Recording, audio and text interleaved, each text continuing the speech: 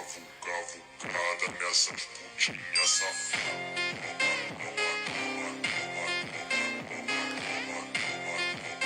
J'en ai marre de cette trend et je pense que vous aussi, donc je vais vous expliquer exactement comment choisir la pente, comment choisir la vitesse et comment choisir le temps que vous passez sur votre tapis. C'est très simple, ça dépend totalement de si vous favorisez la musculation ou plutôt le cardio. Parce que, en fait, l'idée c'est que vous allez plus ou moins vous fatiguer en fonction de l'intensité que vous mettez. Ce qui est logique, hein, mais vous voyez, si vous marchez pendant 1 heure sur votre tapis, vous allez dépenser 300 calories, mais vous allez très peu vous fatiguer parce que vous avez marché, donc à peu près 4 km/h.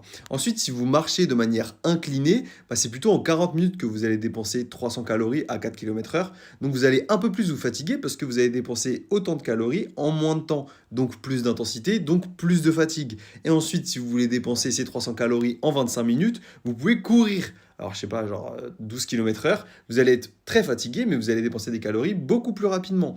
Qu'est-ce que ça amène la fatigue? Eh ben, vous allez être moins fort à la musculation et aussi vous allez moins bouger pendant votre vie en général. Ça s'appelle le NEAT, donc vous allez moins faire de petits mouvements comme moi là je fais avec mes mains pour parler. Vous allez moins le faire parce que vous serez fatigué si vous faites trop de cardio. Et surtout, un truc méga important, il parle toujours de perte de graisse, etc. Sauf que la perte de graisse, ou en tout cas la perte de poids, elle revient à une seule chose. Est-ce que vous dépensez plus de calories que vous n'en mangez? Si vous dépensez plus de calories que vous mangez de calories, vous allez pouvoir perdre du poids. Donc moi, ce que je vous recommande, c'est si vous avez le temps, faire de la marche normale, c'est hyper bien, ça va pas trop vous fatiguer, vous allez pouvoir vous dépenser pendant la journée et faire des bonnes séances de muscu.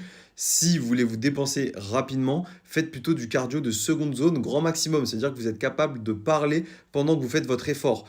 Et là, ça va vous permettre d'éviter trop de fatigue et de pouvoir dépenser des calories plus rapidement. Choisissez la pente, la vitesse que vous préférez, juste respectez ces règles-là et ce sera parfait pour une perte de poids.